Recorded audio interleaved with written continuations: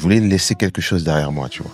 Et ça valait beaucoup plus que avoir un numéro 1 sur le Billboard ou bosser avec un tel. Mhm. Un jingle qui avait beaucoup tourné, qui était beat free, beat tropical pour Oasis. Ok. Et donc j'avais fait la musique, j'avais fait également les paroles sur ça. Ok.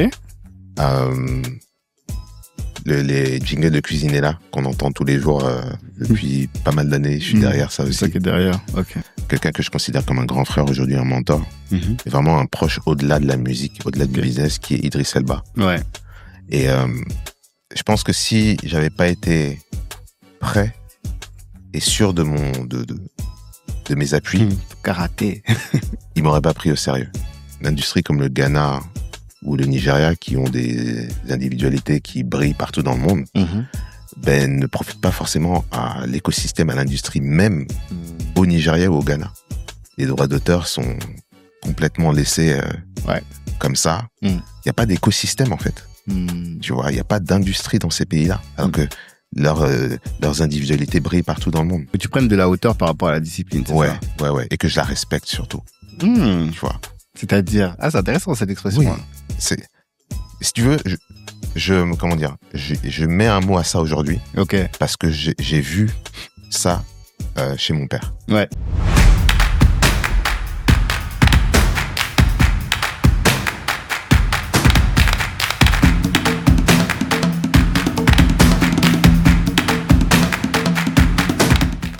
Monsieur James BKS, bonjour. Bonjour. Ça va? Très bien, et toi? Bon, très bien. Je suis très content de te recevoir sur Kalimandjaro, le podcast des ambitieux. À divers égards, comme je te disais juste avant de lancer la discussion, en tout cas quand on était en off, pour nous, t'es véritablement un ambitieux, dans le sens où t'as fait de grandes choses dans la musique, mais t'es un ambitieux qui est caché. Et t'es un artiste finalement qui est assez caché, tu vois. Et donc pour nous, je trouve que c'est très intéressant, très important d'avoir l'opportunité de recueillir ton témoignage, en profondeur, parce que même j'ai regardé pas mal de contenu, j'ai écouté pas mal de contenu entre hier et aujourd'hui te concernant, et je trouve que c'est toujours des choses qui sont faites assez rapidement. C'est assez rare qu'on rentre vraiment dans ta tête et qu'on reprenne ton parcours. À part, j'avais écouté une interview de Lady MP à l'époque. Waouh, ça date un peu. Oui. Ça date. Mais je crois que c'est là vraiment où je t'ai découvert. Je t'avais vu dans Négus. Après, il y avait cette interview-là et c'est là que j'ai commencé vraiment à rentrer dans ton écosystème et dans ton univers. Ouais. Et on voit que c'est comme les talents cachés. Et tu vois, j'ai même découvert que BKS, c'est Best Kept Secret. Exactement. Donc, t'es véritablement un secret caché. Tout est aligné. Mais maintenant, là, tu cherches à sortir du bois, quand même. Oui. Pourquoi? Parce qu'à un moment donné, tu sais, c'est une chance de pouvoir s'exprimer. Et il faut le faire en tombant les masques. Il faut que les gens puissent savoir qui est derrière les productions, découvrir le message, découvrir la personne, en fait. D'accord. Et avoir eu la chance d'être accompagné par des artistes incroyables, ça a été aussi un fardeau, dans le sens où, quand j'ai voulu me mettre en avant, les gens me parlaient de mes featuring plus que moi-même. Je me rappelle même, j'avais sorti en fin 2019 un titre qui s'appelle New Breed, avec Q-Tip, avec Lilo Sims, avec Idriss Elba. Et c'était Ludivine Seigné qui était passée sur Quotidien à l'époque. Et on lui avait demandé quel est le titre que tu écoutes en ce moment. Elle avait dit New Breed. Moi, je regardais ça en direct, je fais ok, pas mal, intéressant. Et on lui dit mais c'est de qui? Il dit c'est de Idriss Elba. Et on oublie que c'est toi, c'est ton morceau. Voilà, c'est ça. Et c'est à un moment donné prendre conscience de tout ça et se dire que c'est une bénédiction d'avoir été autour de ces gens-là. Mais à un moment donné, personne peut défendre ton histoire mieux que toi-même, en fait. Donc ça s'est passé par des étapes. Je suis passé par des étapes pour ça et je continue à me construire, bien entendu. Mais aujourd'hui, j'en suis fier de pouvoir montrer aux gens que je prends le micro seul, quoi. Ouais. Ça, on va en discuter de ça par la suite. Mais avant, t'as dit quelque chose et c'est lié aussi à ce sujet. T'as dit, tu veux faire passer ton message. C'est quoi ton message à toi?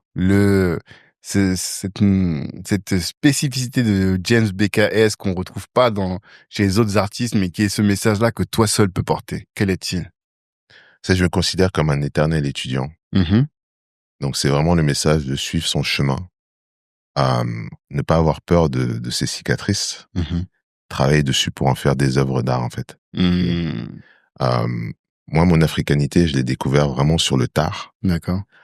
J'ai été élevé entre la France et les États-Unis par 2 papas qui m'ont aimé, qui m'ont tout donné, une maman incroyable aussi, mais avec leur fardeau, avec ce qu'ils avaient vécu, notamment au Cameroun, qui fait que ils ont voulu préserver leurs enfants de tous les traumas que eux ont pu vivre. Ouais. Tu vois, des traumas familiales,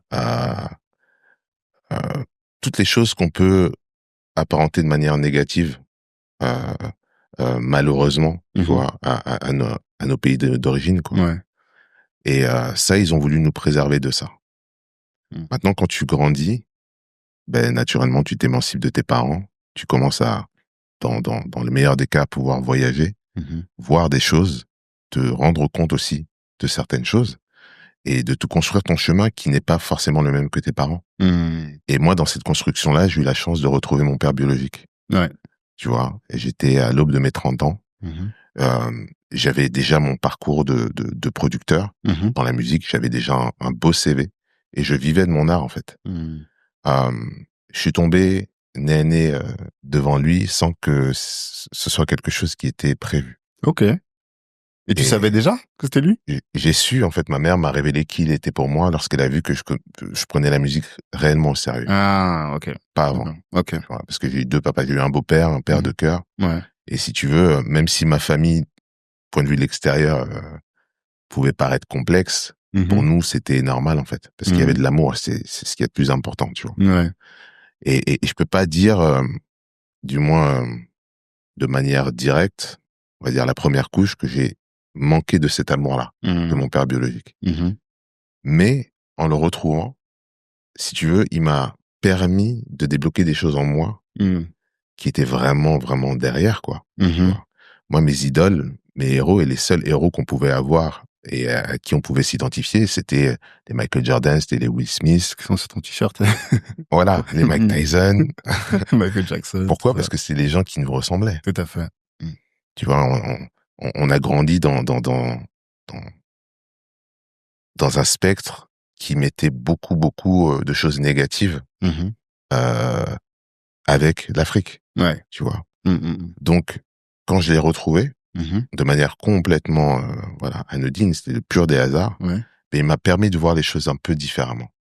Alors, je dirais voir les choses un peu différemment, mais au-delà de ça, même, j'imagine que ça a permis de compléter le puzzle, tu vois. Oui. On a reçu ici Léna Toya, je sais pas si tu connais, elle fait des chemises. Beaucoup, en tout cas, elle fait de la haute couture. Et elle s'est découvert un talent de couturière, c'est-à-dire qu'elle a fait sa vie pendant longtemps, elle était danseuse. Et un jour, elle sait pas pourquoi, elle achète une machine à coudre et elle commence à coudre. Et elle réussit très bien. Et Booba porte ses vêtements, Nino, tout ça. Mais c'est une enfant qui est adoptée. Elle a pas connu ses parents. Wow. Tu vois. Ok. Et un jour, elle retrouve un ami de ses parents qui lui dit, mais tu sais que ta mère était couturière. Incroyable. Je sais pas si t'imagines un peu le truc. Incroyable. Et donc, finalement, ça lui permet de comprendre qui elle est. Il y a une mouche qui est venue sur le micro, quoi. Ouais, ça lui permet de comprendre qui elle est, tu vois. Et là, toi, c'est la même chose. C'est pour ça que t'as dit que ta mère t'a révélé quand elle a vu que tu t'accrochais à la musique. J'imagine que tu devais peut-être même te sentir ovni, personne dans ton entourage fait de la musique. Et un jour, tu comprends que ton père, c'est Manu Dibango. Mais c'est ça, en fait. C'est que j'avais développé des facilités par rapport à où j'en étais quand j'ai commencé la musique, qui ont choqué les gens qui étaient autour de moi, quoi. Si bien que j'avais un groupe d'amis qui m'ont vraiment poussé à prendre ça au sérieux, en me mettant aussi les outils à disposition, tu vois, en faisant en sorte que je puisse rêver. Ouais. Tu vois, et ça a été le déclencheur. Mais c'est vrai que quand j'ai retrouvé mon père, tout de suite, il y avait bien entendu d'abord la première couche familiale, tu vois, apprendre à le connaître. J'avais une posture assez fière, tu vois, de fierté au début, parce que je me disais, voilà, maintenant, il voit qui je suis, je vais lui montrer que j'ai réussi sans lui. Ouais. Tu vois. J'imagine. Mais quand j'ai commencé à apprendre à le connaître, à le voir évoluer, à commencer à comprendre le personnage et ce qu'il incarnait, en fait, moi-même, mon masque est tombé, quoi. Et j'ai appris à le connaître et j'ai découvert quelqu'un de formidable. D'accord. Qui, malgré les apparences, était très, très attaché à son africanité au Cameroun. Ok. C'est quelqu'un qui a essayé, qui a fait beaucoup, beaucoup de choses pour son pays et qui a voulu entreprendre. Ouais. Mais qui a eu aussi des bâtons dans les roues, malheureusement.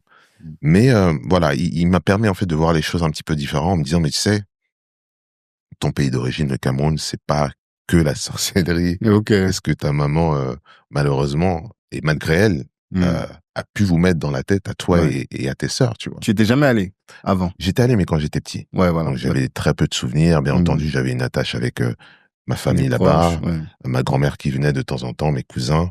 Mais il y avait quand même une distance. Ouais. Il faut pas se mentir. On a beau être noir, ici on est considéré comme noir. Quand on va là-bas, on est considéré comme européen. Tout à fait. Et ça, il faut l'accepter. Il faut l'accepter et travailler dessus, bien entendu. Mais ne pas se voiler la face par rapport à ça. Ouais. Pour pouvoir justement construire des choses sur des bases saines et solides, quoi. Et ça veut dire qu'il y a eu 2 étapes dans ta carrière. La période pré cette découverte et post-découverte. Complètement. Parce que les sons que tu faisais à l'époque, quand tu travaillais avec Akon et autres, c'était pas des sons qui avaient cette couleur musicale-là. D'accord. Pas du tout, parce que, bah, tu sais, bon, j'étais jeune aussi, naturellement. Quand t'es jeune, tu t'attaches à la notion de réussite, qui était avoir le numéro 1 sur le Billboard, travailler avec un tel, avoir tes plaques platinum, disque d'or, disque de platine, j'ai produit un tel. Donc, naturellement, quand t'es beatmaker, t'es dans cette course-là. D'accord. Et certes, j'avais certaines facilités, donc j'avais la rigueur de travail qui a fait aussi que je me suis construit ce CV, tu vois.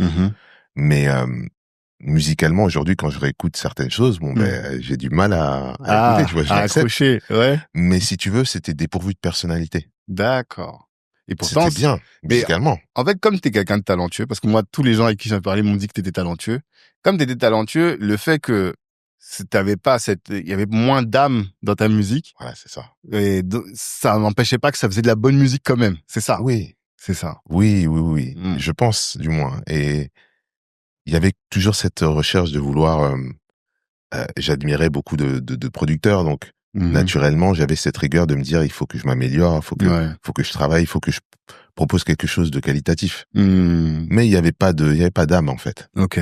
Tu vois, je faisais juste ce qu'un autre producteur pouvait faire à côté. Ouais. Et le fait de retrouver mon père, au soir de sa vie, ça nous a permis d'avoir du temps. J'ai pu vraiment passer du temps, parce qu'il avait du temps. Ouais. J'ai pu le suivre au quotidien, suivre ses musiciens, aller en tournée avec lui, aller en concert avec lui. Ah oui. Je me suis lié d'amitié avec son percussionniste batteur, Guy, qui a été et qui est encore aujourd'hui une personne que j'estime énormément et qui m'a montré beaucoup, beaucoup de choses. D'accord. Et notamment des percussions de chez moi, des rythmes de chez moi que je ne connaissais pas du tout. Ok. Et je suis tombé amoureux de ça.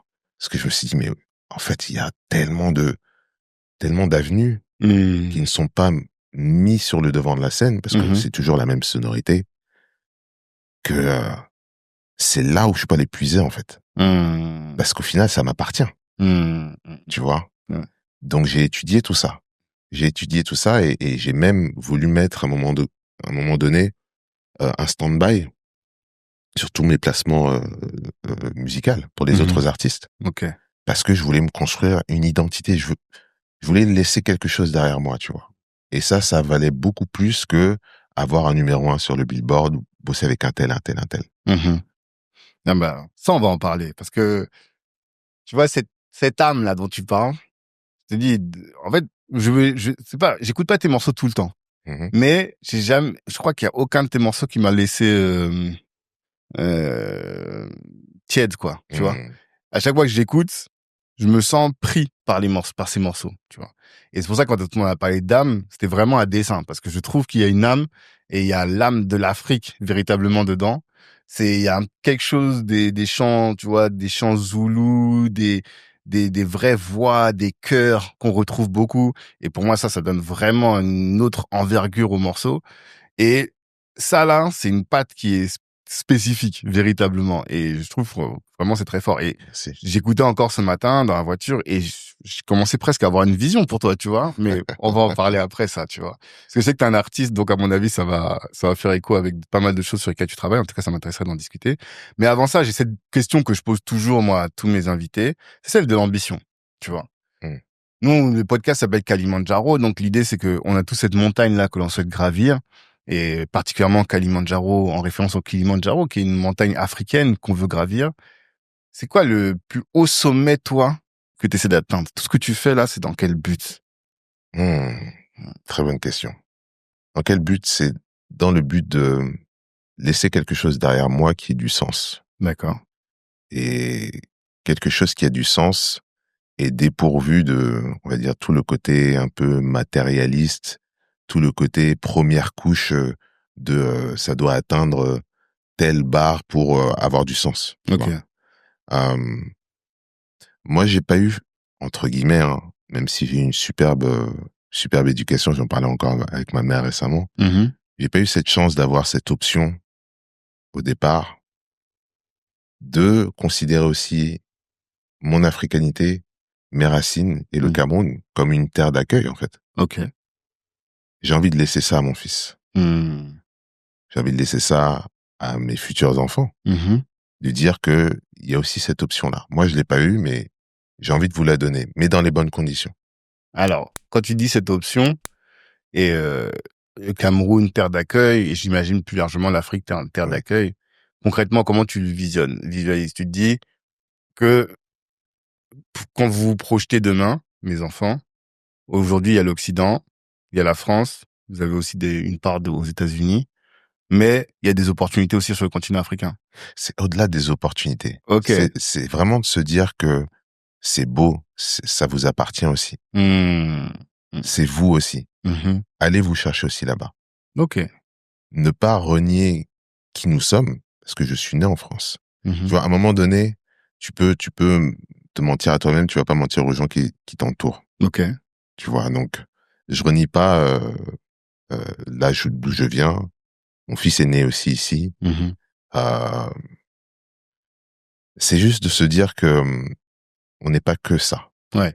Et que tout le prisme négatif qu'on a voulu, tu vois, le narratif qu'on nous a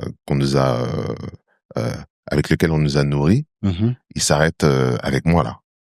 Et toi, t'as l'opportunité en fait de te construire de prendre un autre livre et de le commencer dans des bases différentes. Tu vois, donc pour moi, c'est vraiment ça. C'est de pouvoir transmettre quelque chose qui aille au-delà de ce que moi je suis aujourd'hui et ce que je peux accomplir en tant que, tu vois, professionnel de la musique. Ouais. C'est pour ça que je vois ce que tu veux dire quand tu as rebondi sur le terme opportunité, qui consisterait à dire va faire du business, va travailler, en tout cas de voir les choses d'un point de vue professionnel.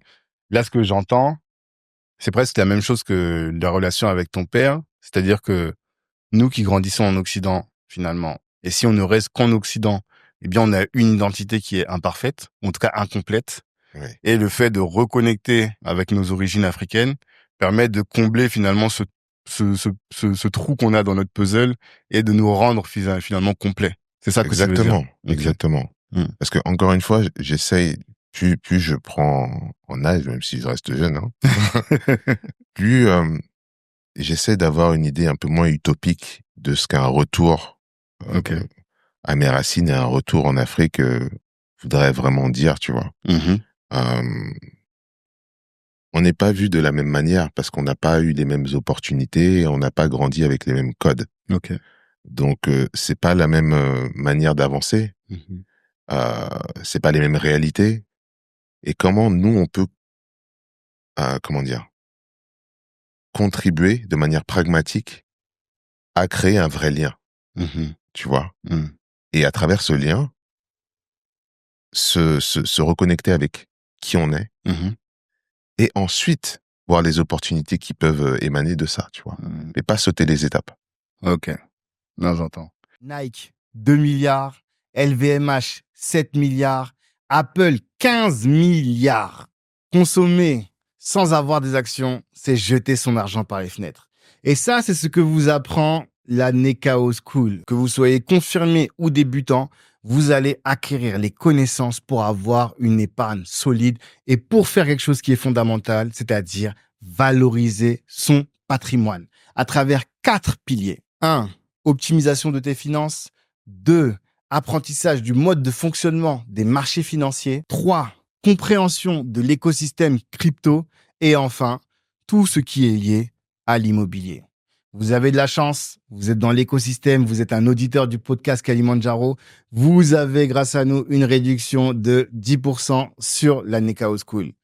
N'attendez plus, cliquez en commentaire et passez à un autre step, qui est celui de la valorisation du patrimoine. La communauté en a besoin. L'éducation financière a évolué depuis la Nekao de façon à ce que j'ai l'impression que ce n'est plus quelque chose qui est inaccessible. Enfin, une directive pour pouvoir organiser la gestion des comptes et ensuite la mise en place également d'un plan d'investissement aussi. Donc, c'est ce qui a permis qu'aujourd'hui, mes comptes se portent un petit peu mieux.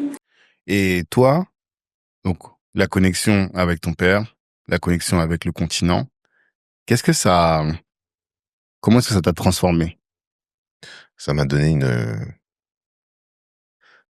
je vais pas dire une raison de vivre, mais un objectif qui est qui va au-delà, en fait, de moi-même, tu vois. D'accord.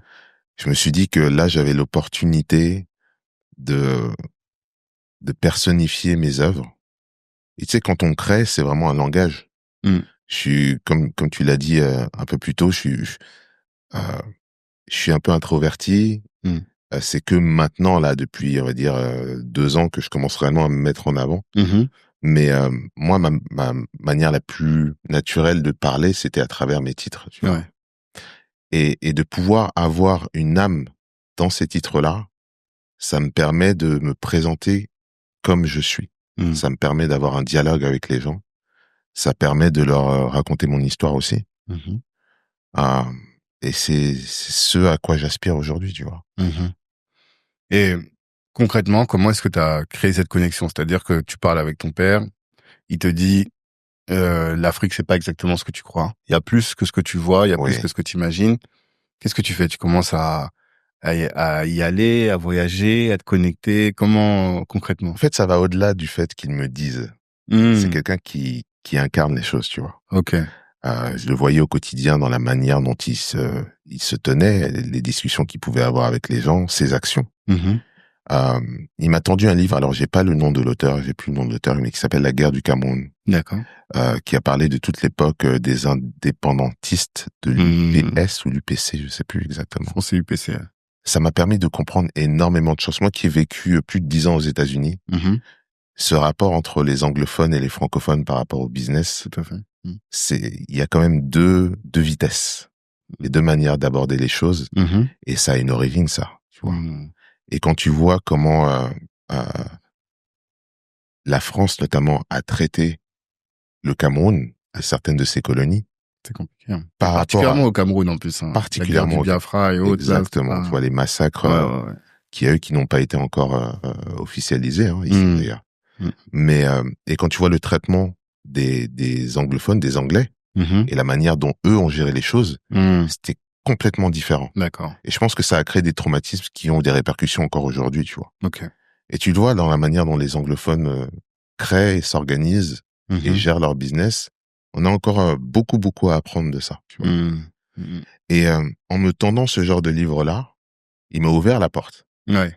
Tu vois, à comprendre des choses par moi-même. D'accord. Sans me dire que oui, puisque c'est jamais noir ou blanc de toutes les manières, hein, mais sans jamais pointer du doigt. Mais en me donnant les armes pour me permettre de moi-même me faire ma propre opinion et de comprendre et de creuser, tu vois. D'accord. Et j'ai appris sur moi-même.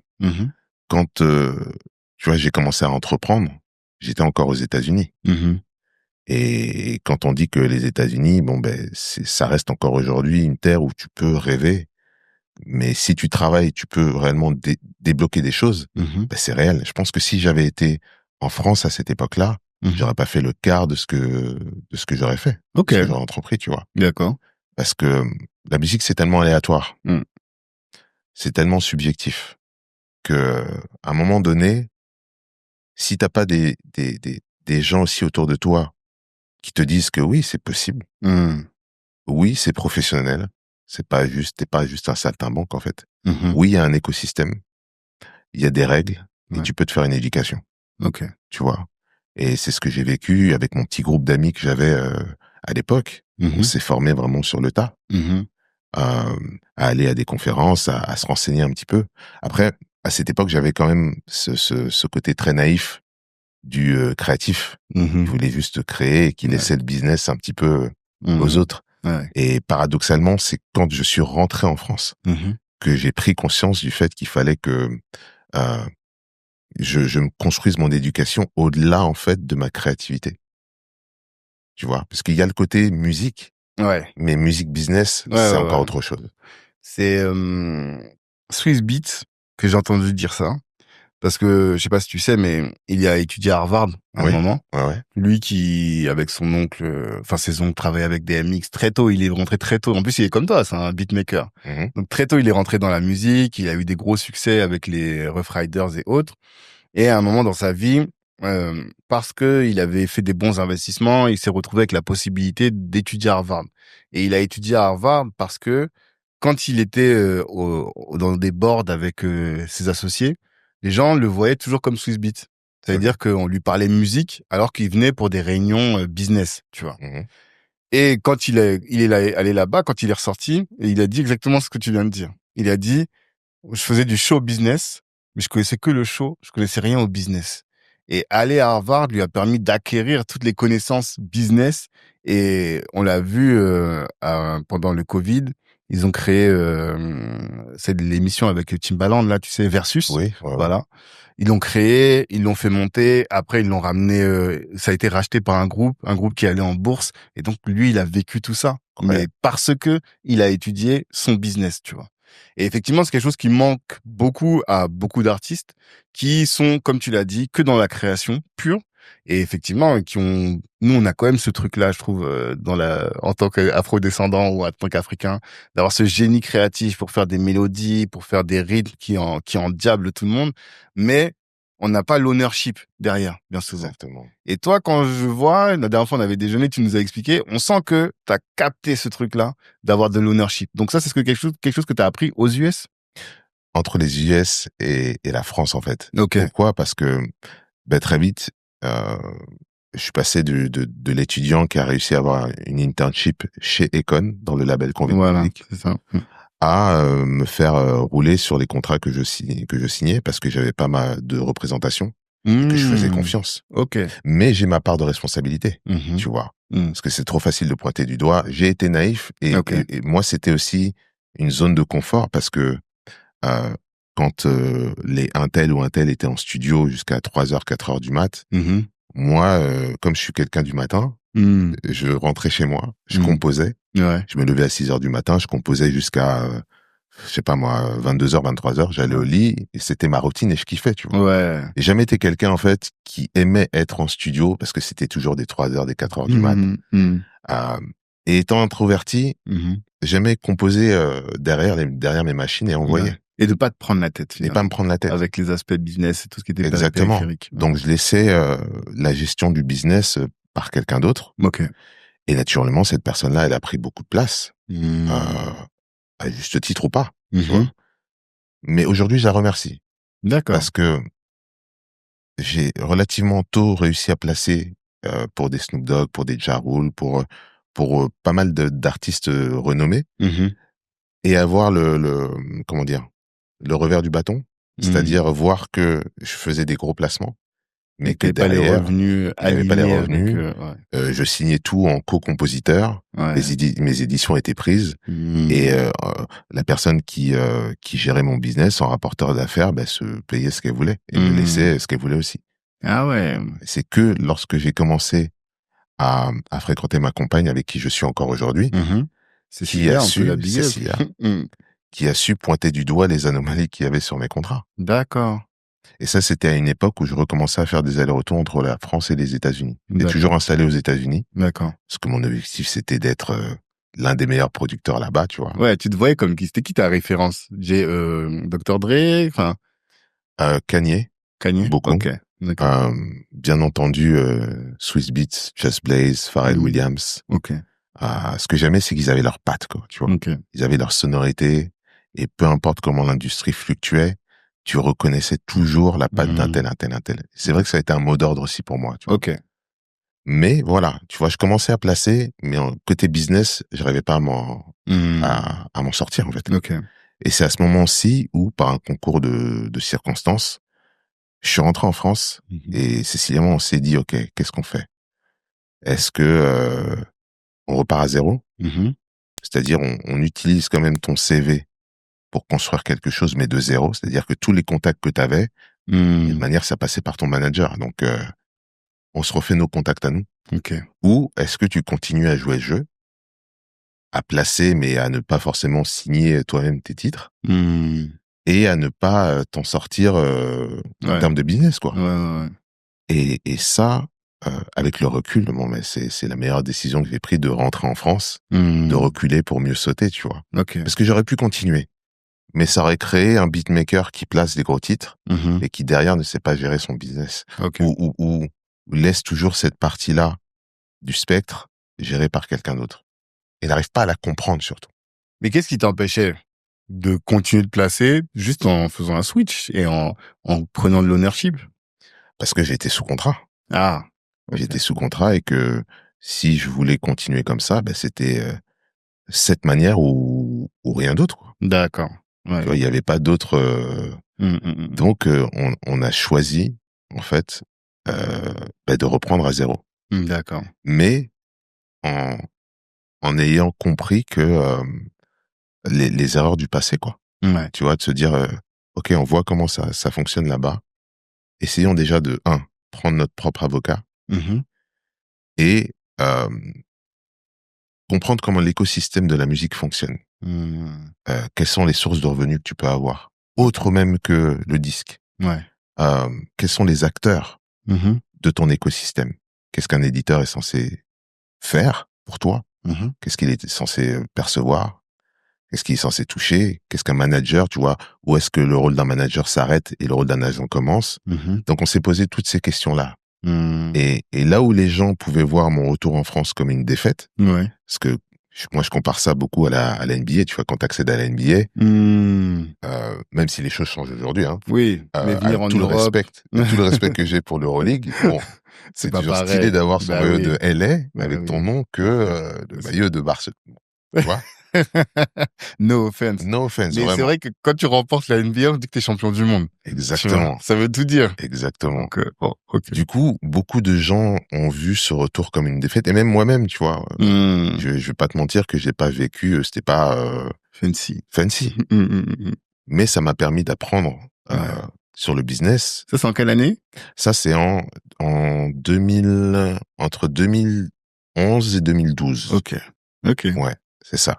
Ok. Entre 2011 et 2012, c'était mon retour. Et là, c'est vraiment, tu reviens en mode, parce que j'imagine que tu as un storytelling même dans ta tête par rapport à ça. Tu reviens en mode, je reprends comme ceux qui retournent chez leurs parents après un échec, tu vois. Donc, tu reviens en France. Quasi. Et avec, quel était ton objectif? Tu t'es dit, je vais reconstruire brique par brique, une nouvelle carrière, un nouveau business. Enfin, voilà. Quel était ton mindset quand tu revenais, et quel était ton plan? Je voulais, en fait, Cécilia et moi, on voulait comprendre l'industrie du disque et pas juste placer des titres pour des artistes. D'accord. Tu vois, c'était vraiment le mot d'ordre. Reprendre le contrôle de ma carrière, reprendre mes droits d'auteur. Donc, il a fallu qu'on soit un petit peu low-key parce que j'étais encore sous contrat aux États-Unis. Ok. Et ça correspondait également au moment où j'ai voulu m'exprimer de différentes manières, c'est-à-dire me mettre aussi à la musique à l'image.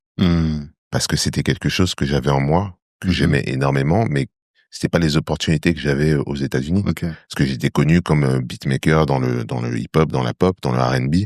Mais j'avais pas de CV dans la musique de film. Et en général, quand tu fais de la musique de film, pour le coup, t'es pas autodidacte comme moi. D'accord. Tu vois, pour la majeure partie, tu fais du solfège, tu fais des cours d'arrangement, alors que moi, je me suis vraiment fait sur le tas. Et on va dire que l'élément clé, c'était vraiment l'amour que j'avais pour la musique de film. D'accord. Et le fait que quand je me mets dans quelque chose, tu vois, je suis un travailleur, je compte pas mes heures. Ça, on va s'arrêter aussi sur ça tout à l'heure. Mais tu vois, c'est vraiment ce changement de cap m'a permis aussi de me mettre dans un autre domaine qui reste la musique, mais qui est différent. Ouais. Et ça m'a permis d'avoir mes premiers, utiliser mon CV des États-Unis. Tu vois, utiliser, oui, il a bossé avec un tel. Ah, ok, c'est intriguant, mais tu me mets dans la musique de film, mais est-ce que tu sais en faire Mais qu'est-ce qui fait que tu saurais pas en faire? C'est ça que j'arrive pas à comprendre. Ben parce que c'est d'autres codes, en fait. La musique, elle est complètement au service du réalisateur ou au service de l'image. Donc, c'est d'autres codes, d'autres manières de composer. C'est pas forcément du hip-hop aussi, tu vois, c'est d'autres genres musicaux. C'est une autre approche de la musique. D'accord. Tu vois, un mec qui fait... Tu peux avoir des gens qui font les deux, mais déjà dans la pub, à l'époque où je commençais, d'avoir mon CV et d'arriver dans la pub, c'était quelque chose de complètement inédit. Au point où même, de temps en temps, et aujourd'hui on en rigole, mais c'était pas forcément marrant avant, quand Cécilia faisait les rendez-vous, elle les faisait pas forcément avec moi. Ok. Pour ne pas que les gens se disent... On allait voir les L'Oréal, les Heineken, les machins, les trucs. Bon, ok, James, ah ouais, d'accord, il a fait un tel. Et t'arrives, t'as ta dégaine d'artiste, casquette, lunettes, tatouage. Aujourd'hui, ça passe parce qu'on est quelqu'un. Et puis même, je trouve, comme les gens qui bossent dans chez les corporates ont grandi avec le hip-hop, ils sont moins réticents par rapport à des personnes comme nous, alors qu'à l'époque, c'était que des rockers, c'était un autre monde, quoi. Et on va dire que l'industrie changeait parce que le hip-hop s'était imposé, c'est-à-dire que même si c'était pas leur code, ils étaient obligés de faire avec. Aussi. La musique changeait et tu sais, c'est le billet vert qui prime sur toutes les autres couleurs. Bien sûr. Donc ils étaient obligés de faire avec. Et nous, on est arrivés, je vais pas dire un peu malgré nous, mais naturellement en fait, au moment où ça shiftait. D'accord. Et étant donné que moi j'avais cet amour pour la musique de film et ce savoir que je me développais, parce que tu vois, j'étudiais le truc, tu vois. Je me formais par moi-même, mais je me formais. J'avais ces deux casquettes et j'avais cette chance de pouvoir être habile dans les deux sens. D'accord. Et de proposer quelque chose dans ma musique qui était suffisamment hybride et crédible pour être pris au sérieux par ces gens-là, par ces interlocuteurs-là, quoi. D'accord. Tu vois, et ça nous a permis justement d'avoir une source de revenus et de nous construire. Ouais. De construire finalement un business. Exactement. Et un business structuré et tangible. Tu démarches les grands comptes, tu démarches les producteurs de films, tu places tes prods et ça ramène. C'est pas... Exactement. C'est pas utopique. Ouais, c'est pas utopique comme la musique. T'inquiète. C'est Jean-Pierre Sec qui m'avait dit ça et c'est là que j'ai découvert ce qu'on appelle le star system. C'est que tu balances plein de trucs et il y en a quelques-uns qui vont briller. Et alors que là, toi, c'est pas du tout ça. C'est très structuré, organisé. Et tu peux créer un business autour de ça, quoi. Et je le faisais avec la passion, mais j'étais aussi frustré parce que de l'autre côté, j'étais sous contrat. Donc je pouvais pas placer d'autres titres sur d'autres gros artistes. Ah oui. Donc c'était vraiment, je prenais sur moi. Et je me disais, ouais, putain, lui, il place lui, il place. Même des amis, tu vois, je pouvais être même jaloux de certains amis. Ouais. Tu vois. Mais au final, ça a été une bénédiction de prendre cette pause-là. Ça m'a permis de me structurer, d'accumuler un vrai répertoire aussi, qui aujourd'hui encore tourne, tu vois, de manière passive. D'accord. C'est parce que j'ai lu quelque part qu'à un moment, tu as récupéré tes masters. C'est ça? Mais tes masters tu parles des anciennes productions? Oui. Ou bien, voilà, les deux, ça. En fait. Les deux? Ouais. Comment ça fonctionne, ça? Est-ce que tu peux nous faire un petit cours sur les masters, sur qu'est-ce que ça veut dire? Parce que j'ai l'impression que dans le rap, il y a tout un gros enjeu sur ces sujets-là.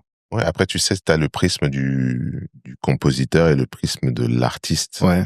Et ça, c'est tes droits d'auteur qui sont répartis, c'est-à-dire que le producteur, tes masters, c'est la personne qui va mettre l'argent pour produire ta musique et la sortir. D'accord. Tu vois, tes droits d'auteur, tu vas les percevoir sur les diffusions. Quand tu signes avec un producteur, le producteur, il va financer tes sessions studio. Il va peut-être payer les compositions sur lesquelles tu vas poser. Il va payer tes clips. Et en fait, le produit fini, il y aura un gros pourcentage qui va revenir à celui qui a tout investi. Ce qui est tout à fait normal. Et souvent, en fait, les artistes, ou quand tu n'as pas cette notion de comment ça fonctionne, directement, ils vont pointer du doigt, ils vont dire, ouais, lui, il a voulu m'avoir, alors qu'ils voient pas tout le travail qu'un producteur fait pour que ta musique puisse vivre, en fait. Tout à fait. Tu vois, donc, quand tu récupères tes masters, c'est que tu as aussi investi au-delà de ta créativité. Tu as su aussi mettre d'autres facteurs sur la table qui sont soit financièrement, soit par rapport à ton influence, les choses que tu as pu obtenir, tes relations, les choses que tu as pu obtenir gratuitement là où d'autres gens auraient dû payer pour un tel ou un tel. Donc tu valorises ça. Et moi, quand j'étais signé donc en maison de disques chez Universal aux États-Unis, si tu veux, les masters, moi j'étais compositeur, donc quoi qu'il arrive, je pouvais pas détenir ces masters-là. D'accord. Maintenant, étant donné que j'étais en co-composition avec la personne qui s'occupait de moi, à un moment donné, je pouvais pas continuer à suivre ce modèle-là. Donc, il a fallu que je puisse suffisamment placer de titres pour que le contrat se termine et que je puisse récupérer mes éditions. D'accord. Tu vois, et que je devienne moi-même éditeur. Et tu deviens pas éditeur sur rien. Il fallait que je me reconstitue mon répertoire musical, tu vois. Fais un catalogue. Exactement. Voilà. Et donc, là, quand tu te poses, tu te reconstruis, tu te dis, voilà. Maintenant, je crée ma musique, je la place dans les films. Et je me suis libéré du contrat que j'avais aux US pour pouvoir maintenant créer ma propre musique. C'est ça? Oui. Et quelle était est-ce que vous avez, je pense que vous aviez une stratégie parce que je commence à comprendre comment Cécilia et toi vous fonctionnez. Quelle était votre strat à ce moment-là? Mais écoute, comme je te l'ai dit tout à l'heure, j'ai eu la chance d'avoir cette habilité de pouvoir jongler entre les deux mondes. Et j'étais en quelque sorte un one-man band, tu vois, une personne qui savait un peu tout faire. Et j'avais pas besoin d'aller dans le studio de X ou Y, d'avoir un guitariste avec qui je devais travailler ou d'être dépendant de qui que ce soit pour faire de la musique de film, placer des arrangements de strings s'il fallait, de violon en fait, de cordes. De cordes. Piano ou autre, je faisais tout.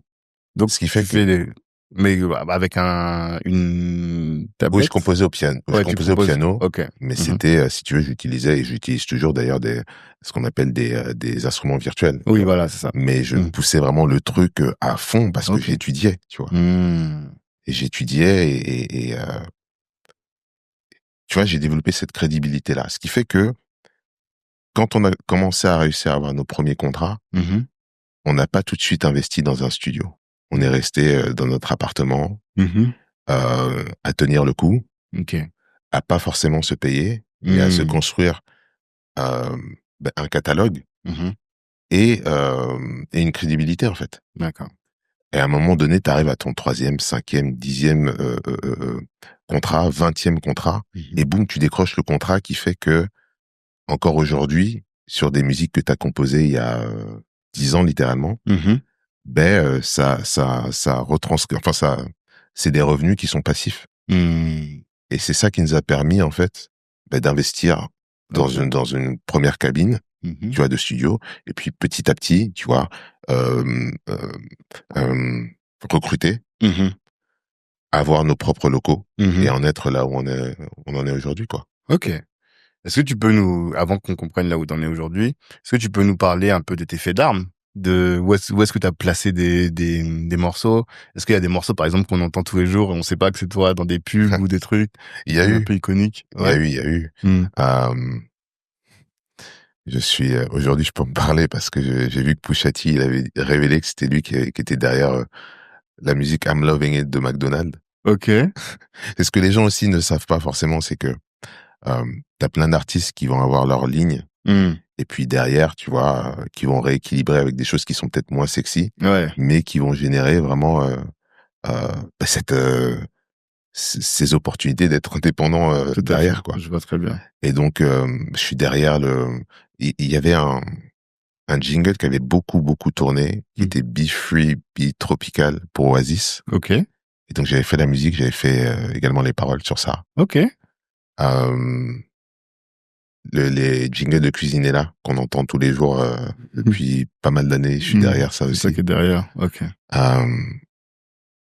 Ça va faire trop. Là, on entre dans la 4e saison de Cuisine ouverte de Maurice Sacco, qui est son émission de cuisine. J'ai fait tout l'habillage sonore de cette émission, plus les génériques. D'accord. Voilà, après, ça va de Armani à L'Oréal. Prada également. J'ai fait de la musique pour Prada également. Plein de marques, en fait, qui nous suivent, qui nous entourent au quotidien. Voilà, que ça soit sur l'identité sonore, jingle, habillage d'une pub. Voilà. Même parfois des morceaux qui vont passer dans les magasins, c'est toi, l'identité d'un magasin, c'est toi qui va créer tous ces morceaux-là, quoi. Exactement, tout cet habillage sonore, oui. En plus des musiques de films que j'ai pu faire, notamment pour le Gang des Antillais. Je me souviens très bien du Gang des Antillais. Là, récemment, j'ai travaillé avec Jean-Luc Herbulot pour un long métrage qui s'appelle Zero Lock, qui est une prod américano-sénégalaise. Un très beau film, d'ailleurs, avec Gary Dourdan, notamment, en lead. Voilà. D'accord. Et donc aujourd'hui, parce qu'après on va passer à parler vraiment de l'album, mais aujourd'hui, si on parle de ton business, c'est ça. C'est le placement de son. Je sais pas comment t'appelles ça. Il y a un nom, la technique. Habillage sonore. Habillage sonore, identité sonore, musicale pour une marque. D'accord. Mais pas que. Il y a plusieurs avenues en fait dans la boîte de production que Cécilia et moi on a bâti, on a créé. Ground Kids. Ground Kids, ouais. Pourquoi Ground Kids? Les enfants matures. Ouais, mais pourquoi vous avez choisi ça? Parce que ça correspondait à qui on est en fait. Rêver grand, mais avoir des bases solides. Ok. Vous êtes toujours des enfants dans le sens où vous rêvez. Oui. Vous avez gardé cette âme un peu de Walt Disney. Exactement. Mais avec un business quand même qui est solide. C'est ça. Exactement. Ok. Exactement. Ouais. D'accord. Donc tu nous présenter un peu les différents axes. Oui. Donc boîte d'édition, ça c'est vraiment le cœur de notre métier parce que c'est comme ça qu'on a commencé à travailler ensemble. Donc j'avais déjà mon CV de beatmaker en fait. Mais on a décidé de devenir éditeur déjà pour récupérer mes éditions et pouvoir les gérer, les agencer comme on souhaitait. D'accord. De les partager quand il y a des projets qui sont intéressants ou de les garder complètement quand il n'y a pas forcément de budget devant nous et que l'on peut gagner par rapport aux droits d'auteur qu'on va percevoir via la SACEM. Donc il y a cette avenue-là. Il y a la supervision musicale également qu'on a fait notamment pour Fanon. Cécilia complètement en lead sur ça et sur le projet de DJ Mehdi également, le documentaire. Cécilia a bossé sur la supervision musicale. Donc c'est de la clearance de droit, gestion de catalogue. Tu parles en chinois là. C'est-à-dire quand il y a des musiques qui viennent d'artistes connus ou des musiques qui vont dater, Cécilia va aller démarcher les ayants droit. Et gérer en fait les contrats et les budgets qui vont être alloués à ça. D'accord. Voilà. Et puis la gestion aussi des compositeurs qui vont travailler sur les films. Par exemple, Fanon, moi j'ai pas composé de musique pour Fanon. Ça a été merveilleusement composé par Ludovic Louis et Thibaut que je salue. Ils sont des compositeurs que j'aime beaucoup et Thibaut avec qui j'ai travaillé aussi souvent. C'est Cécilia qui a géré la coordination en fait de ces compositeurs et les allers-retours entre le réalisateur et les compositeurs. D'accord. Là, c'est plus de la chefferie de projet, quoi. Voilà, exactement. Donc, supervision musicale, boîte d'édition, et puis label également. Label à travers mon projet, et puis les projets qu'on a pris sous notre maison là récemment. Ah, vous avez pris d'autres personnes qui vont sortir de votre maison. Là, on se sent suffisamment légitime et solide pour pouvoir s'ouvrir à d'autres artistes et créer différemment avec eux. Donc il y a des albums qui vont arriver. Exactement. Déjà, tu peux nous annoncer un peu. Je peux pas vraiment vous annoncer parce que voilà, on est dans la promo et chaque artiste veut annoncer comme il souhaite. Donc on leur laisse bien entendu cette liberté-là. Ok. Mais l'album là pour lequel, en tout cas, qui sort du label, c'est vous d'abord. C'est ton album d'abord. En tout cas, c'est tes albums jusqu'à présent et celui qui va arriver là. Et ben, moi avant même de passer ça, comme tu restes toujours très créatif. Non, avant, sur le business. Il faut pas que j'oublie cette question-là. C'est finalement, j'ai bien compris que ce que tu retires des États-Unis, c'est le fait de travailler sur son business autant que sur l'artiste. Oui. Quelles sont les autres choses que tu as apprises, que tu gardes de cette expérience-là aux États-Unis? C'est aussi de manière très concrète, quoi, tu vois. Qu'est-ce que tu te dis, mais ça vraiment, ce qui va faire la différence dans ma manière d'opérer à moi, parce que j'ai appris aux États-Unis, c'est ça. C'est quoi? Je pense l'opportunisme dans le bon sens du terme. Ok. Que moi je n'ai pas eu, mais que les gens qui m'entouraient ont su avoir pour moi. Donc j'ai appris d'eux après. Ok. Même si c'est pas forcément mon forte, comme on dit. C'est quand même quelque chose, une dimension qu'il faut prendre en considération et de se dire que c'est pas juste, tu vas pas construire une carrière juste par ton talent. Il faut aller vers les gens. Il faut être prêt, bien entendu. Prêt à relever les moindres opportunités qui peuvent arriver. Et pas te dire, ah ouais, il y a un tel, bon ben pendant une semaine, je vais travailler sur mon CV, sur mon discours, et puis la semaine prochaine, je vais pouvoir le rencontrer. Non, si la personne, elle est là, il faut être capable d'avoir ton discours de prêt, d'avoir tes munitions de prête, en fait. Tout à fait. Mais ne pas avoir peur d'aller vers ces gens-là. Ouais, l'opportunisme. Vraiment, c'est ce que j'ai pu, au-delà du fait de travailler dur, en fait, c'est intégrer ça déjà. Ouais. Si tu le fais pas, tôt ou tard, ça va se ressentir. Ouais. Donc ça, c'est déjà un pre-requirement, comme on dit. Ok. Mais networker, aller vers les gens, ne pas avoir peur de poser des questions, pas avoir peur de se mettre en avant. Mais si tu te mets en avant, ça veut dire que tu as travaillé derrière. Ouais. Ouais. En fait, par opportunisme, ce que j'entends, c'est de se préparer pour être en mesure de saisir toutes les opportunités. Complètement. C'est ça au final. Complètement. D'accord. C'est ça. Tu vois, moi, j'ai eu cette chance de connecter avec quelqu'un que je considère comme un grand frère aujourd'hui, un mentor, et vraiment un proche au-delà de la musique, au-delà du business, qui est Idriss Elba. Ouais. Et je pense que si j'avais pas été prêt et sûr de mes appuis, karaté, il m'aurait pas pris au sérieux. Ou du moins, il n'aurait pas eu cette vision-là qu'il a eue pour moi et la manière dont on a lancé les premiers titres. Parce que quand j'ai commencé à me produire en tant qu'artiste, j'étais sous licence. Donc, j'avais un vrai partnership avec Idriss, qui m'a sorti en tant que premier artiste sur son label. Tout à fait. Du moins, c'est comme ça qu'il l'a annoncé. Ouais. Tout à fait. Et je l'ai rencontré à un moment donné où Cécile et moi, on avait financé mon clip. On avait fait cette démarche d'aller au Gabon. C'était un titre qui s'appelle Kwele. Ouais. Tout avait été fait, en fait. J'avais la vision, j'avais l'histoire, la raison pour laquelle j'étais parti au Gabon avant de repartir au Cameroun. Pour moi, c'était une étape, en fait. Mais ouais, tu fais quoi? C'était une étape, tu vois, parce que tout ce bagage psychologique, le poids de l'histoire de mes parents, et notamment de ma mère, faisait que j'avais peur de rentrer au Cameroun. D'accord. Seul. Et le Gabon, bah, c'était le trait d'union, en fait. Ok. Comme les deux pays se touchent, il y a notamment beaucoup d'ethnies qui sont communes. Ok. Donc les Kwele, pour moi, c'était une porte vers mes origines, tu vois. Et ce masque Kwele, puisque les Kwele sont connus pour leur masque et la vertu que ce masque regorge, en fait. Et pour moi, c'était une manière d'appartenir à quelque chose qui était proche de mes racines, tu vois. Et quand j'ai exposé ça à Idriss, qui lui-même était dans cette démarche-là, par rapport à tous les projets qu'il a actuellement. Au Ghana, mais au-delà même. Exactement. C'est quelque chose qu'il a en tête depuis très très longtemps. Et qu'il entreprend là, incroyablement en ce moment.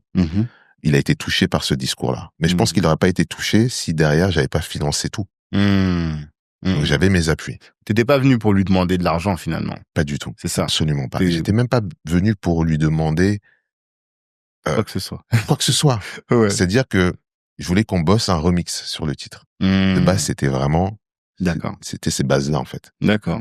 De discussion. Mais il a été tellement touché par la direction que je prenais et la manière dont on le faisait qu'il a dit, OK, comment on peut travailler ensemble? Et c'est là où il y a la subtilité de, alors qu'est-ce que je peux faire pour toi versus comment on travaille ensemble. Ouais. Et c'est cet opportunisme-là dont je te parle. Je comprends très bien. Il y a une phrase que je dis souvent qui est, je dis que Dieu bénisse nos efforts, tu vois. Mais l'idée qui est derrière, c'est déjà de faire les efforts, tu vois, au max. Et après, tu as la bénédiction. Alors que tu as l'impression que tu as des gens qui te disent, non, mais tranquille, Dieu va m'aider, mais je reste là, tu vois. Je bouge pas et à un moment, Inch'Allah, ça va péter. Ouais, et non, ça. là, ce que j'entends, c'est vraiment ça. C'est quand tu vois des gens, enfin, Idriss Elba en l'occurrence, il voit que tu es déjà au max, tu vois, tu as déjà fait beaucoup. Et finalement, tu as juste besoin de mettre un peu de lumière sur cette activité pour que ça explose. C'est ça, au final. C'est ça. Il a vu que j'avais la vision et lui-même, il a eu la vision. Ouais. Et ça s'aligne. Les visions s'alignent. Ouais. D'accord. Donc, je note bien cette idée-là d'opportunisme. Et finalement, tu l'as mis en œuvre parce que tu as travaillé de manière acharnée. Et tu vois, quand je regarde ton t-shirt, Michael Jackson, je t'en parlais tout à l'heure, Jordan. Tyson, je sais moins s'il était un travailleur acharné. Je pense que quelqu'un travaille aussi beaucoup. Ok, je connais moins son histoire. Mais je sais que toi, t'es un fan de basket, donc je pense beaucoup à Kobe aussi. Comment est-ce que ça se caractérise ça, dans ta manière de travailler au quotidien, cette éthique professionnelle-là là? Bah, tu sais, même si on est dans l'optique aujourd'hui à 40+, de travailler intelligemment, Ouais. J'ai toujours été un early bird, comme on dit, tu vois, un lève-tôt. Ok. Me lever avant tout le monde. C'est-à-dire et commencer 3h45 comme Kobe. 5h, 6h. Ok. Mais déjà être actif, quoi. Ok. Tu vois. Et t'as une routine matinale. Qu'est-ce que tu fais quand tu te lèves le matin? Ma routine a changé. Ouais. Parce que maintenant, c'est plus, on s'occupe d'abord de l'enfant. Ouais. Mais pas à 5h. Non, pas à 5h. Ouais. Non. Non, pas à 5h.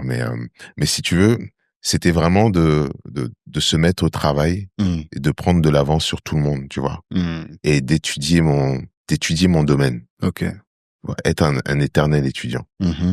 Et c'est quelque chose que j'ai développé depuis très très longtemps, même depuis tout petit en fait. Okay. Dès que je me mettais dans quelque chose, il fallait que je l'étudie à 360 et que je me mette à fond. Que tu prennes de la hauteur par rapport à la discipline, c'est ça? Ouais, et que je la respecte surtout. Tu vois.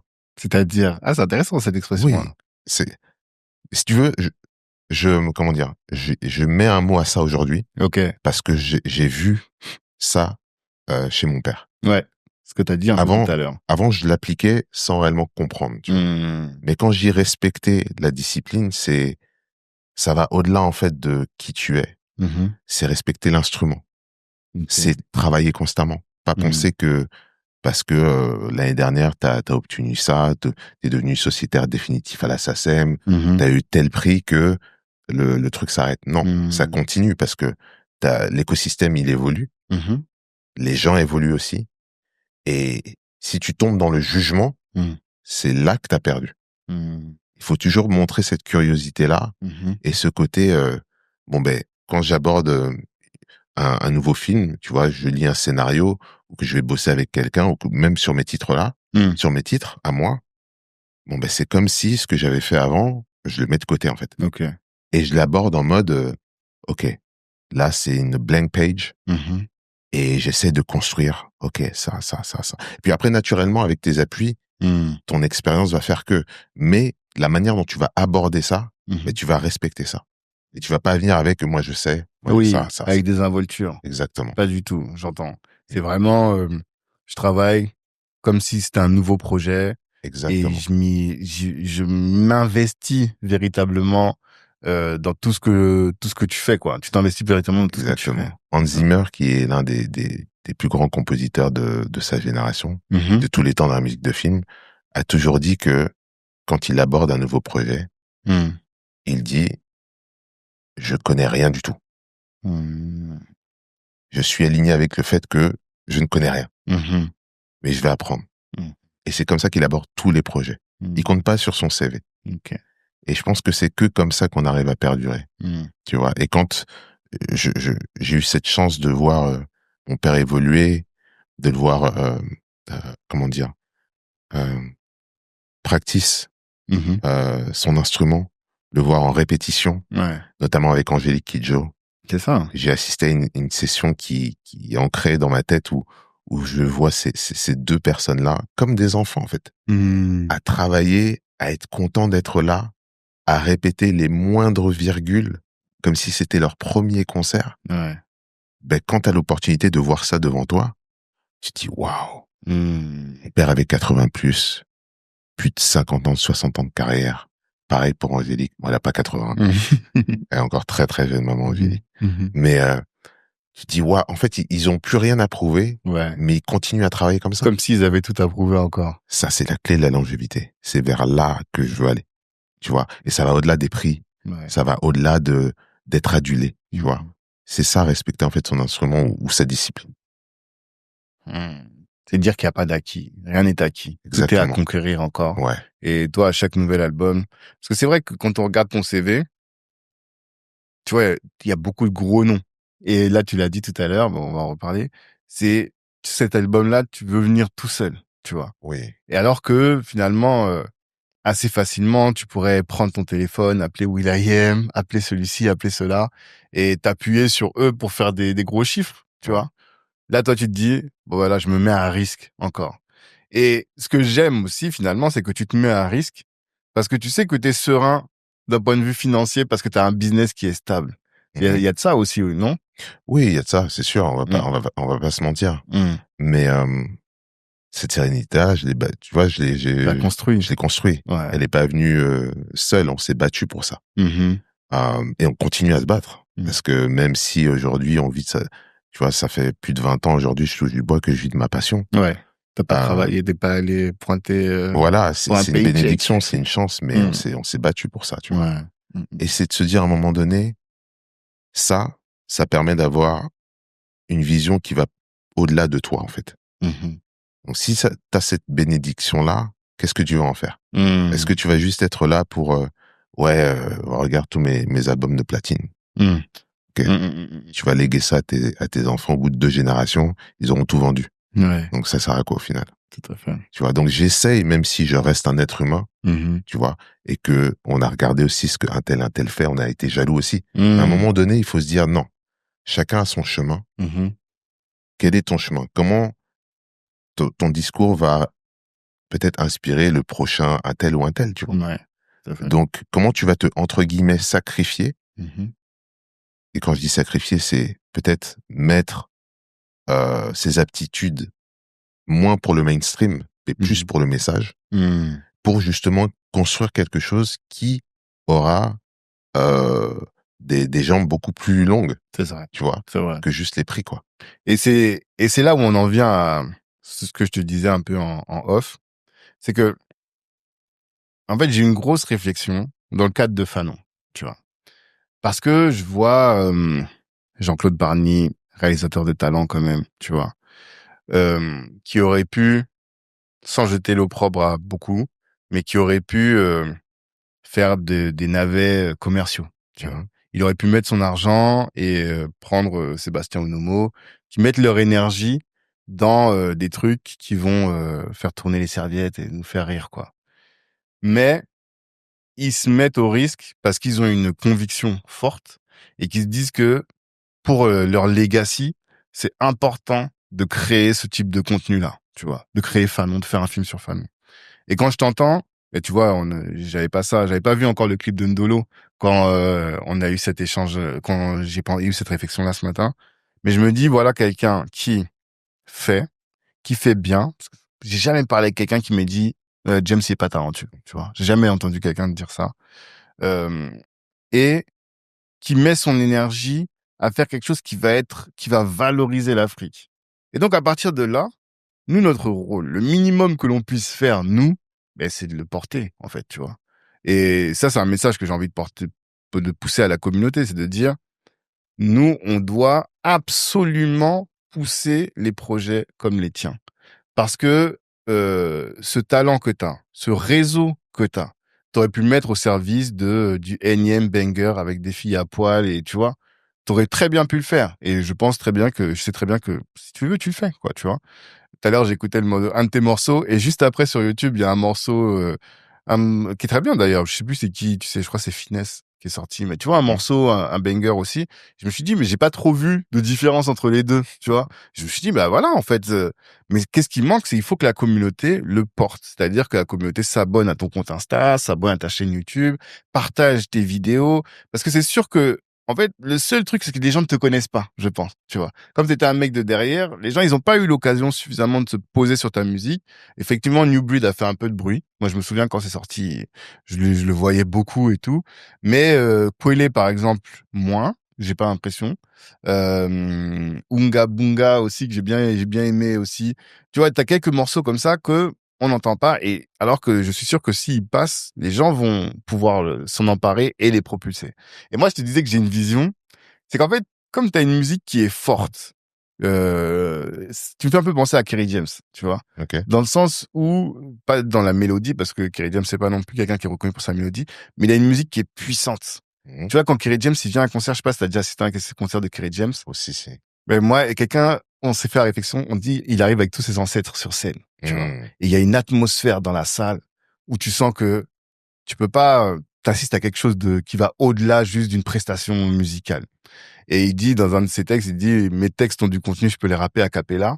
Bah, en fait, c'est ça un peu qu'il y a toi. C'est-à-dire que même, toi, tu chantes, mais en fait, t'as même pas besoin de chanter sur tes morceaux. Ils sont tellement puissants que tu pourrais les envoyer comme ça. Et quand je regardais tout à l'heure, enfin j'écoutais tout à l'heure, tu vois, je regardais parce que je voyais quelque chose. Ouais. Je voyais comme une sorte de un festival, tu vois, avec des milliers de personnes, tu sais, les gros festivals et autres, et avec ta musique comme ça, elle est tellement transcendante, j'ai l'impression, tu vois, que les gens bougent en rythme comme ça, sans s'exprimer, mais juste au rythme de la musique. Et c'est comme ça que moi je te vois. Normalement, Wow. c'est ça. Je sais pas si tu vois un peu Black Coffee, Si, ça te dit quelque chose? Bien sûr. Voilà, c'est ça que je vois. Moi, je te Ouais. vois comme ça. Je sais pas qu'est-ce que ça t'inspire, toi, ce type de... Mais tu sais, hein, on se construit son chemin, Ok. on réalise beaucoup de choses, et on rectifie le tir aussi, parce que j'ai un passé de producteur confirmé aujourd'hui, Ouais. mais en tant qu'artiste, je suis nouveau, donc je me construis. Tout à fait. Et je l'accepte ça. Et oui, c'est vrai, il faut peut-être mettre les gens dans un certain contexte quand ils écoutent ma musique. Ouais. Leur proposer vraiment un univers 360. C'est l'impression que j'ai. Ouais. Et mais c'est en construction. C'est vraiment en construction. Et je te rejoins sur tout ce que tu as dit par rapport à Fanon. Tu vois, moi, j'ai travaillé indirectement sur le projet, étant donné que Cécilia a fait la supervision. J'aurais très bien pu me dire, bon, ben, c'est pas moi qui ai composé. J'aime beaucoup Jean-Claude. On a travaillé sur le Gang des Antilles ensemble, mais on se suit. C'est vraiment quelqu'un que j'estime énormément. Ouais. Mais j'aurais pu ne pas, tu vois, mettre un like et partir, quoi. Mais c'est des récits qui sont tellement importants pour nous, déjà, puisqu'on parle souvent de la nouvelle génération, la prochaine du moins. Mais nous-mêmes, on a besoin de ça. Bien sûr. Parce qu'on est toujours en construction. Bien sûr. On a besoin de soutenir ce genre de projet-là. Et l'élan qu'il y a eu sur ce projet-là, incroyable. Je pense que c'est inédit. On n'avait pas eu ça sur le Gang des Antillais. Pas du tout. Je pense que Jean-Claude aussi comprend de mieux en mieux son cinéma. Et il arrive je pense qu'il arrive à une étape qui est nouvelle aussi pour lui. Voilà. Où le cinéma est aussi peut-être un peu plus, tu le digères mieux. Ouais.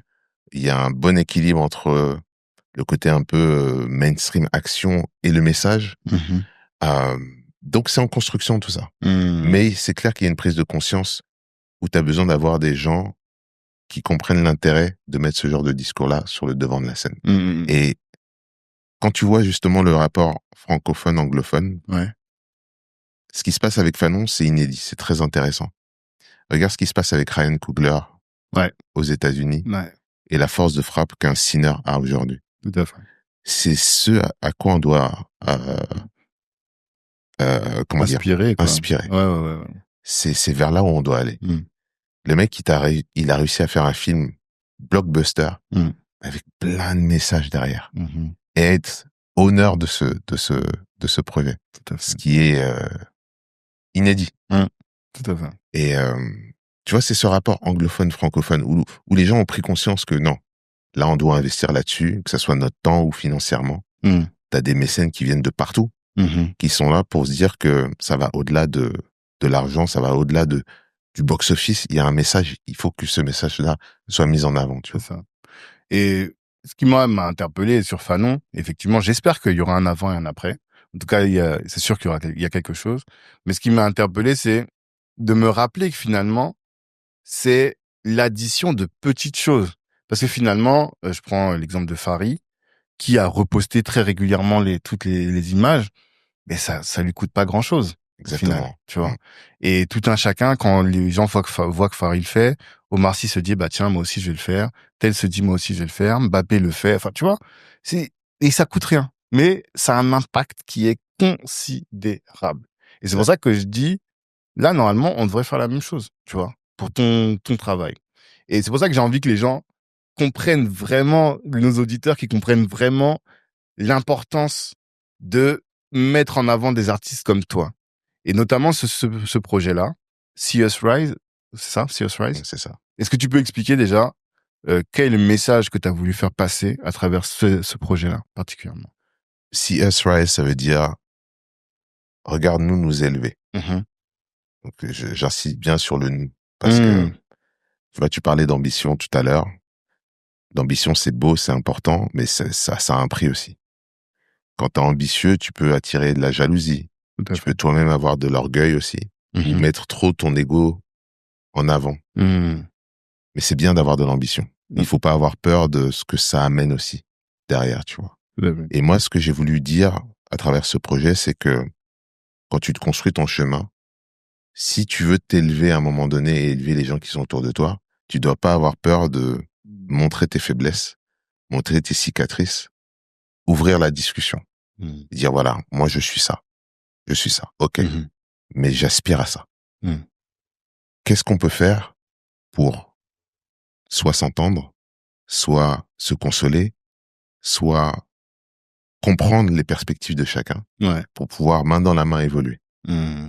Et c'est pour ça que sur ce projet-là, j'ai pas eu peur de ne pas appeler un tel ou un tel. Je voulais vraiment pouvoir le défendre, moi, ma voix, mes histoires, tu vois.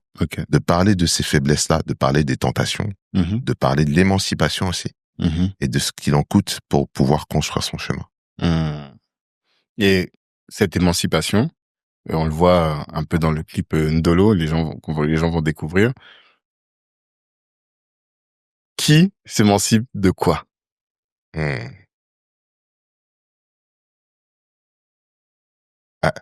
pense que chacun à notre niveau, on a des batailles, tu vois. On a des batailles.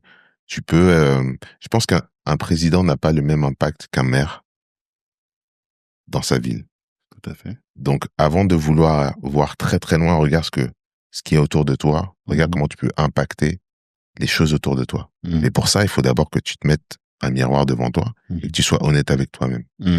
Tu vois. Et je pense que l'émancipation commence au moment où tu te regardes et que tu n'as pas peur de dire que ouais, je suis comme je suis. Mais je veux m'améliorer. Qu'est-ce qu'il en coûte, tu vois. Donc, tu peux mettre des gros mots ou des grosses notions comme l'Afrique, peut-être, mais avant, qui tu es toi-même, tu vois. Comment tu peux t'améliorer, comment tu peux te construire, comment tu peux commencer avant de regarder là-bas, tu vois. Et c'est ce à quoi j'aspire, en fait. De me dire que, oui, mon but, il est là-bas. Mais avant d'aller là-bas, il faut pas que je me mente à moi-même. Je sais d'où je viens. Je vois mes forces, je vois mes faiblesses. Ok, je construis avec ça. Il y a un beau morceau de Michael. It started with the man in the mirror. Bien sûr. Bien sûr. Je crois que moi, en tout cas, c'est un des morceaux qui m'a le plus touché, de ces morceaux qui m'a le plus touché, avec They Don't Care About Us. Grave. Tout ça, c'est gros titres. Mais effectivement, mais en général, ce temps-là, ce passage devant ce miroir, c'est rarement volontaire. Tu vois? Oui. Et c'est souvent la vie qui te chicote à un point où tu te dis, ah, là, il faut que je me pose et que je regarde. Tu vois ce que je veux dire? Complètement. Donc, comment est-ce que les gens peuvent faire? Est-ce qu'il faut attendre qu'ils se retrouvent pieds au mur et que là, ils aient pas d'autre choix que se retrouver devant le miroir? Ou bien, tu peux aussi te dire, non, là, j'ai pas envie d'attendre. Viens, je vais chercher le miroir et je le pose. Tu sais, on a tous un déclic, hein. Tu t'auras beau avoir les conseils d'un tel, si toi-même tu le vis pas, c'est difficile d'en parler, tu vois. Moi, personnellement, bon, le fait d'avoir retrouvé mon père, mais le fait de l'avoir perdu récemment. Moi, j'ai perdu mes 2 papas back to back, tu vois, 2020, 2021. Ok. Bien entendu, ça m'a affecté. Après, c'était pas une délivrance. J'ai eu la chance, en fait, d'aller au bout de ce cycle-là avec eux. Que ça soit avec mon père biologique, comme avec mon père de cœur, dans le sens où mon père de cœur, il a été là pour moi, j'ai été là pour lui aussi. Et il a accompli, en fait, sa mission ici. Tu vois? Et je suis devenu la personne que je suis grâce à lui. Manu, on s'est retrouvé au bon moment. Tu vois? J'avais besoin de me reconnecter avec mes racines, j'avais besoin de savoir qui il était. On avait besoin tu vois, de connecter, en fait. Et lui, il a vu un de ses fils continuer. Ouais. Tu vois, même si on continue tous à notre manière. Tu vois, il n'y a pas de meilleur ou, tu vois, mais il a vu son fils continuer. Et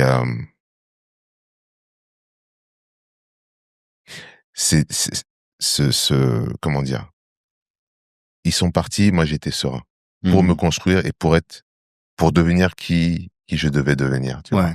Et ça a été ce déclic qui a provoqué plein d'autres choses.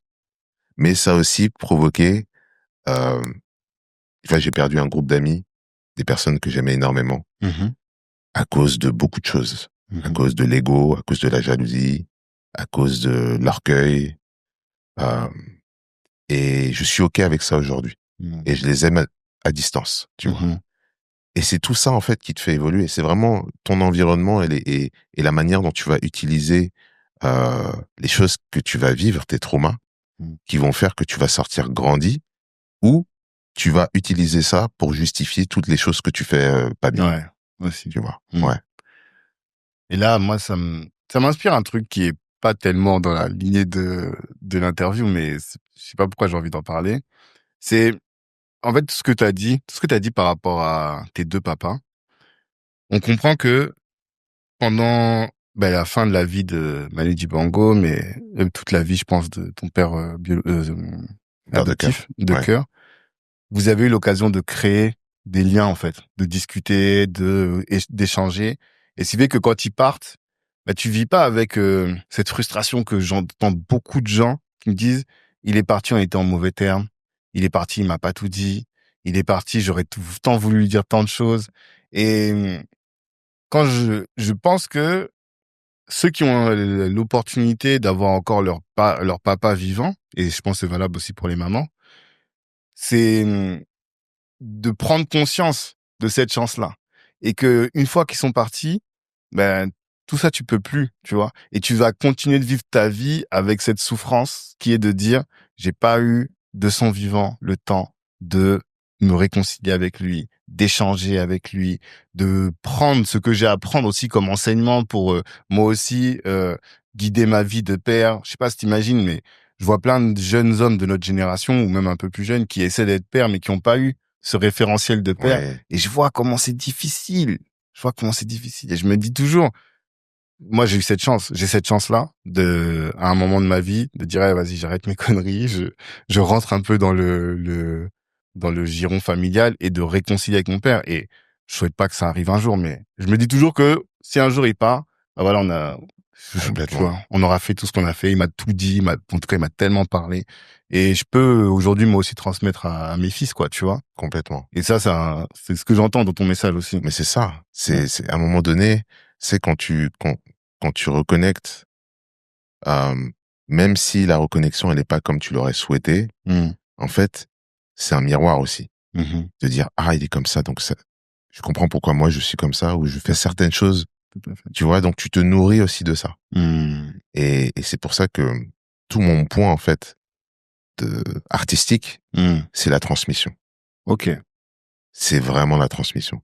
C'est de se dire que l'héritage il va au-delà de, encore une fois, l'aspect matériel. Même si on est tous humains et qu'on régit dans cet écosystème-là qui est la Terre, tu vois. Ouais. Et avec tous ses vices et avec tout, voilà. Mais c'est de se dire, moi, j'ai eu la chance d'avoir 2 papas. J'ai 3 papas. Parce que j'ai mon beau-père qui est marié avec ma mère depuis, voilà, des années, tu vois. Okay. Et 3 figures complètement différentes. Et c'est pas comme si je me suis introduit avec eux. Ça a pas été facile, tu vois. Okay. Mais au moins, ça m'a permis de comprendre beaucoup de choses par rapport à qui je suis et ce que je souhaite en fait laisser derrière moi, tu vois. Et ça va au-delà de platinum, machin. C'est important, mais ça va au-delà de ça. Le message, il doit se transmettre. Ouais. Je peux pas juste partir et dire que j'ai laissé des baskets, des platines. Non, je dois laisser autre chose. Mais t'as envie de laisser autre chose, mais je trouve quand même que t'es quand même assez stratège pour dire, attends, je sécurise et après j'inspire, tu vois? Parce que en fait, le problème qu'on a avec les artistes, et c'est Moussa qui m'a dit ça, genre il m'a dit, ou je crois qu'il l'a trouvé dans un livre, il m'a dit, Moussa Wagué, que tu dois rêver comme un artiste, mais travailler comme un comptable, tu vois? C'est fort. Et il y a un peu de ça finalement dans ton parcours. Tu dis, il y a l'aspect comptable qui fait que j'ai sécurisé quand même, tu vois? Il faut avoir l'intelligence de se dire qu'il y a certaines zones que tu ne maîtrises pas, mais que tu dois comprendre. Ok. Tu dois apprendre aussi.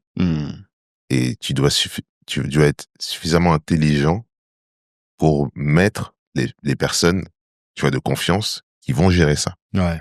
Pour toi. Tu vois, mais le faire intelligemment.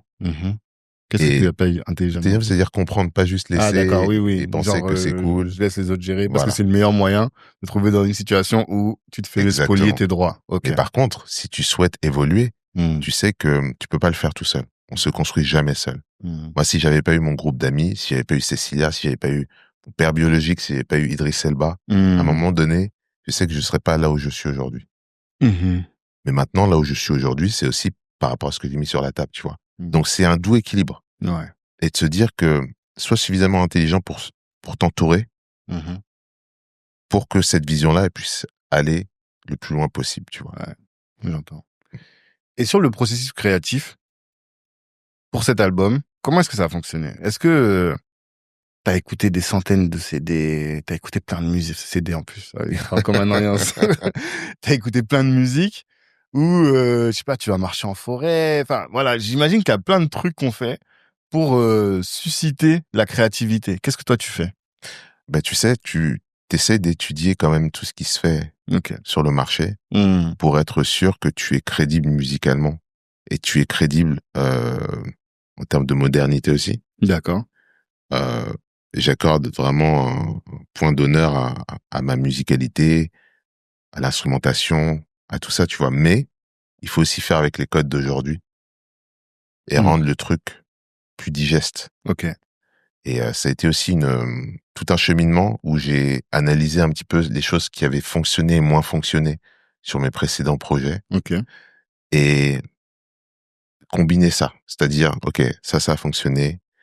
Aujourd'hui, les musiques, elles sont un peu plus courtes, un peu plus épurées. Comment je peux dire la même chose, mais de manière un peu plus facile à comprendre pour les gens, tu vois. Donc, j'ai enlevé beaucoup de couches dans ma musique. D'accord. Pour garder l'essentiel. Mais bon, ça, je te le dis de manière poétique. Ouais. Mais dans le dur, ça n'a pas été facile, ça n'a pas été simple. C'est compliqué de faire simple. On m'a toujours dit ça. Ouais. Je me suis beaucoup remis en question. J'ai eu aussi des gens autour de moi qui m'ont mis devant mon miroir aussi. Okay. En me disant, écoute, James, ok, t'as sorti 2 EP, t'as eu tes succès. Maintenant, qu'est-ce que tu veux, toi, en fait? Est-ce que tu veux impressionner, continuer à impressionner, montrer, ou est-ce que tu veux connecter? Ok. Donc, si tu veux connecter, sache que si tu rappes, tu vois, t'as 40 plus aujourd'hui. Le rap, c'est pour les jeunes, en fait. Est-ce que ton rap, ou du moins ce que tu dis dans tes paroles, tu penses que tu vas réussir à connecter avec ce public-là? Parce que le rap, c'est ça aujourd'hui. Ok. J'avais commencé un album, j'ai dû scratcher l'album bien 2-3 fois. Ok. Grâce à ces gens-là. Dire, mais ta plus-value, en fait, elle est dans ta voix. T'as un grain de voix qui est spécifique. À travers le chant, tes messages peuvent passer un peu plus facilement grâce à tes mélodies. Peut-être que tu devrais plus te tendre vers ça. Entendre ça alors que j'avais eu un single avec will.i.am où j'avais rappé, où il avait kiffé. Ouais. Le titre, il a tourné partout. On a eu des grosses synchros et tout, repris par Jamie Foxx et tout, machin, bref. Et me dire, ah mais non, mais en fait, le rap là, tu devrais laisser ça de côté. Ben, tu vois, il a fallu beaucoup. Mais j'ai compris à un moment donné que tous ces conseils-là, ils étaient pour mon bien, quoi. Ouais. Donc j'ai refait l'album et j'ai simplifié. Okay. J'ai simplifié, j'ai pas voulu impressionner, j'ai voulu connecter. Et pour le processus créatif, est-ce que je reviens sur ce que je disais, c'est qu'est-ce qui marche chez toi? Comment qu'est-ce que tu mets en place pour créer cet effet un peu eureka de tiens là j'ai une mélo, tiens là j'ai, tu vois? Waouh, bonne question. Je sais pas si moi-même je me pose ces questions-là ou si tu vois c'est quelque chose qui à travers tu vois mon expérience et le temps fait que je suis plus sensible à certains accords, tu vois, qui ouvrent, qui laissent la place plus à des émotions profondes que d'autres. Tu vois, donc un choix de musicalité ou de progression d'accords qui fait que c'est moins facile, ça reste dansant, mais avec du fond derrière. C'est peut-être ce que naturellement j'amène sur la table, tu vois. J'arrive pas à intellectualiser mon process. D'accord. Tout passe par les émotions et le message que je veux laisser, tu vois, que je veux faire passer, quoi. Ok. Et si tu devais parler de la couleur globale, quelle émotion tu veux laisser justement avec ce morceau, avec cet album? L'éternel étudiant qui s'est trouvé, qui continue à se construire, mais qui est que les gens peuvent comprendre aujourd'hui. Ok. Avant, c'était beaucoup d'artifices, même si j'assume, hein. Et j'assume et j'en suis fier de ce que j'ai pu faire auparavant.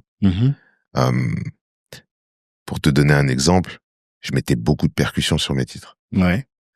Et j'apparente ça au côté l'Afrique, il y a certains symboles dont le masque.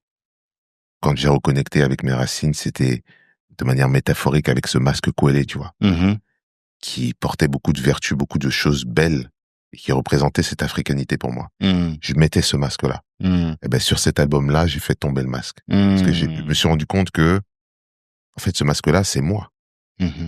J'ai pas besoin de ce masque-là. Tu vois, c'est bien, c'est pour décorer. Mais en fait, cette africanité, je l'incarne. Donc, j'ai pas besoin d'en faire trop. J'ai pas besoin de dire, bon, mais il y a les tam-tam, donc regardez-moi, je viens du Cameroun. Non, non. C'est ce que j'incarne, c'est ce que je suis, et c'est la legacy aussi de nos ancêtres, tu vois. Ouais, c'est ce que j'ai entendu quand on a écouté Ndolo tout à l'heure. J'ai pas retrouvé les gros chœurs, toutes ces voix là puissantes que tu mets dans tes morceaux, et moins effectivement de grosses rythmiques. Ça veut dire que tous les morceaux, ça va être ça? Ouais, après il y a des chœurs, hein, quand même. Parce que pour moi, le chœur, c'est le cœur, en fait. Ouais, quand même. Ça parle à l'âme, en fait. Donc ça reste. D'accord. Mais c'est vrai que c'est beaucoup plus épuré, c'est beaucoup plus beaucoup plus épuré. Ouais. Et plus international, tu dirais aussi? Ça a toujours été international. Qu'est-ce que j'entends par international? Peut-être un peu plus afrobeat. Ok. Et encore. Tu vois, on va dire afrobeat façon James BKS, quoi. Ok. Mais est-ce que tu vas garder encore ce nom BKS? Toujours, c'est toujours partie de moi. Et parce que pour moi, t'es en train de rentrer dans une phase. En fait, je sais pas si t'as déjà entendu ça, mais dans beaucoup de traditions africaines, en fonction des étapes de ta vie, tu changes de nom. Tu vois. Moi, je dis toujours que j'ai pas toujours été Tanguy de Bangui. Tu vois, j'ai eu Tanguy, même à un moment, je les appelais Teddy, tu vois, j'étais dans un autre game. Et un jour, j'ai dit, bon, je suis allé à Bangui, Renaissance, Tanguy de Bangui. Et même là, maintenant, je réfléchis peut-être à changer, tu vois. Ok. Et est-ce que toi, tu te dis pas, bon voilà, best kept secret, mais à un moment, je veux plus être kept secret, tu vois. Je veux être best tout court, même James B, tu vois. Comme Kanye change de nom, comme, j'allais dire Didi, mais pour laisse de Teco. Mais tu vois ce que je veux dire? Ouais, je vois tout à fait. Tu sais, au début de ma carrière, je m'appelais BKS. Ok. J'ai rajouté le James, en fait. Ok, d'accord. Bien parce que c'est mon C'est prénom. ton vrai prénom. Ouais. Disons que je suis peut-être pas encore à cette étape-là. Ouais, ça va venir. Ok. On va laisser l'algorithme bien Oui, parce qu'il y m'identifier. a ça aussi, effectivement. Ouais, Et après, faut on que t'aies verra. une certaine notoriété pour ne pas perdre les gens et ne pas... Ouais. je vois ce que tu veux dire. Ça, c'est un vrai sujet. Et je pense que dans tous tes faits d'armes, en fait, j'arrive pas toujours à comprendre comment ça se fait que on te voit pas dans tous les billboards, on te voit pas dans partout, mais pourtant, t'arrives à décrocher des trucs de dingue. Par exemple, la finale en 2021 de la CAN, quand je t'ai vu, j'ai dit, mais comment il se retrouve là-bas, tu vois? Et bien souvent, t'es à l'international, t'es sollicité dans pas mal de concerts internationaux. Comment tu l'expliques ça? Très bonne question. Mmh. Je pense que il faut à un moment donné être en accord avec le fait que peut-être que mes victoires sont censées être un peu plus silencieuses que les autres. Ok. Ça reste des victoires. Mmh. J'ai réussi à décrocher des contrats incroyables, notamment sur le titre. Tu parlais de No Unga Bunga. Mais ça a été l'un des premiers titres placés pour l'application Meta. Ok. Gros contrat. Mmh. J'ai placé des grosses synchros aussi. Donc c'est pas des choses qui sont sur le devant de la scène. C'est pas ce qui rapporte les disques de platine. Mais derrière, la SACEM me connaît quand même. Tu vois. En toute. Donc c'est des victoires silencieuses. Ouais. Peut-être que c'est mon chemin. Tu vois. Je travaille pour toujours affiner, pour toujours apprendre de ce que j'ai fait de moins bien, pour rectifier le tir. Peut-être que j'ai pas encore trouvé la formule pour que les gens se disent OK, on l'a compris. Donc j'aspire à ça, tu vois. Je continue. Mais je suis OK aujourd'hui avec le fait que mon chemin, c'est peut-être pas de briller comme dire une bêtise, comme un Kanye ou un Drake ou un, tu vois. C'est OK, tu vois, l'écosystème, il est grand, chacun a son rôle aussi. Peut-être que demain, je vais inspirer le prochain Kendrick. Peut-être. On sait pas. Ouais, Peut-être que le prochain Kendrick, il vient du Cameroun ou autre. Tu vois, quand là, j'ai connecté récemment avec Yann Menimi, qui est un ancien joueur pro NBA. Ok. Une âme incroyable. Vraiment une belle personne qui entreprend beaucoup pour le basket africain. Il est notamment l'un des ambassadeurs et propriétaire d'ailleurs de l'African Basketball League, la BAL. D'ailleurs, tu y étais récemment aussi. Oui. C'est ça, je te vois aussi là-bas. J'ai fait d'ailleurs je suis l'un des ambassadeurs, on va dire, musical pour eux. Ok, d'accord. Et c'est une fierté parce que quand tu vois comment la ligue évolue de plus en plus, et la NBA, ils sont derrière, hein, parce qu'ils ont compris que le fief, il est là-bas, quoi. C'est ça. Et tout est une question d'infrastructure. Tout est une question de valoriser les métiers qu'il y a autour du basketteur. Tu vois. Et c'est le travail qu'il a entrepris depuis maintenant plusieurs années. Il est précurseur là-dedans. Je sais qu'il travaille beaucoup avec Joachim Noah aussi, notamment. Et pas que, tu vois. À sensibiliser les gens, à faire en sorte que les infrastructures soient là, soient présentes, que les agents puissent voir, puissent former tous les métiers, tous les petits métiers autour. Il y a également le CEO des Toronto Raptors, Masai. Ouais, tu m'en avais parlé. Voilà. Qui travaille main dans la main, qui a avec Yann, mais avec d'autres également, qui a créé une organisation qui s'appelle Giants of Africa. Je salue d'ailleurs Mel, qui travaille merveilleusement bien autour de ce projet-là aussi. C'est des gens qui sont peut-être un peu plus dans l'ombre, mais qui construisent des bases solides pour les joueurs du futur et surtout pour l'écosystème du futur ancré en Afrique, tu vois. Et c'est là où la subtilité, elle est belle. C'est de se dire que peut-être que nous, on fait partie de cette génération, entre guillemets, de sacrifiés. On aurait pu nous se mettre en avant, mais qui choisissons peut-être quelque chose de moins glorieux, mais qui aura tout autant d'impact, si ce n'est plus, tu vois. D'accord. Et dans tout ça, tu vis une vie d'entrepreneur, tu vis une vie d'artiste, tu vis une vie de papa, tu vis une vie d'époux, et tu vis une vie d'humain au sens strict. tout ça là, ça vient avec beaucoup de challenges et qui peuvent affecter la santé mentale, tu vois. À chaque fois que je me penche sur le sujet de la santé mentale des entrepreneurs, je vois qu'ils sont beaucoup plus exposés que le reste de la population aux problèmes de santé, aux problèmes liés à la santé mentale. Comment tu fais pour te prémunir contre ça? T'as l'air peace, tu vois. Ouais. Mais comment tu fais? Est-ce que c'est naturel? Est-ce que tu médites, tu fais du yoga, tu vois un psy? Est-ce que tu vois? Je fais beaucoup de sport. Ouais. Énormément de sport. J'ai un coach sportif que je salue, Yacine. Ah ouais. Énormément, c'est-à-dire? Ouais. Ben, ça va faire plus de 2 ans maintenant que je fais 2 séances de coaching, donc avec lui par semaine. Ok. J'essaie de courir 2 fois par semaine aussi.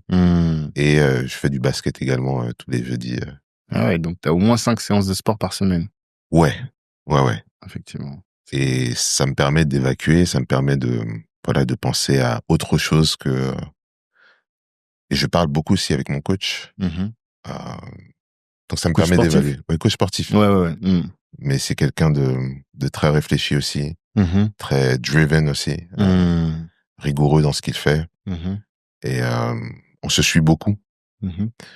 Et c'est mon échappatoire aussi. Je pense que le fait d'avoir vécu pas mal de choses, comme tout le monde, il y a eu le Covid, bien entendu, mais d'avoir perdu mes 2 papas à ce moment-ci, ça m'a permis de grandir, d'affronter certaines peurs, certaines questions que j'avais, tu vois, certains questionnements que j'avais sur moi-même, sur eux aussi. J'ai écrit pendant cette période-là, beaucoup écrit. Ok. Sur moi, pour entreprendre de sortir un livre un jour. Ça a fâché pas mal de gens aussi. Parce que je me suis lâché, tu vois, et quand tu te lâches, bah, tu as ta perspective, c'est toi le héros de ton histoire. Ouais. Donc, tu vas mettre en avant certaines choses qui vont pas forcément plaire tes proches à toi. Même si c'est pas du tout pour faire du mal. C'est pas du tout, tu vois, l'intention n'est pas mauvaise, mais peut-être que l'élan ne peut pas être compris par certaines personnes qui n'ont pas vécu les choses que toi t'as vécues. Ok. Tu vois. Ouais. Donc t'acceptes ça aussi aujourd'hui. Mais en gros, voilà, tu vois, le fait d'écrire beaucoup, de faire beaucoup de sport, ça me permet d'évacuer et de trouver un équilibre. Ok. Quid de l'Afrique? On en a beaucoup parlé d'une certaine manière. C'est quoi ta vision pour la musique africaine? Tu vois? Qu'est-ce que tu veux? Qu'est-ce que tu voudrais pour la musique africaine? La musique en soi, je pense qu'il y a beaucoup de nouveaux artistes qui comprennent que, bon, t'as l'afrobeat qui domine dans le monde aujourd'hui, qui fait même de l'ombre à beaucoup de stars américaines, au point où certaines stars sont obligées de refaire de la country et à revenir dans ce que eux ils savent faire pour pouvoir continuer à exister. Tout ce qui se passe actuellement dans la musique africaine, c'est formidable. T'as des artistes qui font des chiffres incroyables. Il y a de la musicalité, il y a des choses vraiment très très belles, que ce soit même dans la diaspora. Et Taiki et Dadju, ils font leur truc, c'est beau à voir. Taiki, il est incroyable. C'est un entertainer comme on n'a pas eu en France, tu vois. C'est sûr. Donc tu vois, il y a des très belles individualités, Burna Boy, Wizkid. Et maintenant, quand tu creuses justement, ben, l'aspect de l'industrie proprement dit, on est encore vraiment à la traîne. Ah ouais? Et j'ai notamment Cécilia qui est partie faire, parce qu'elle fait beaucoup de masterclass de son côté.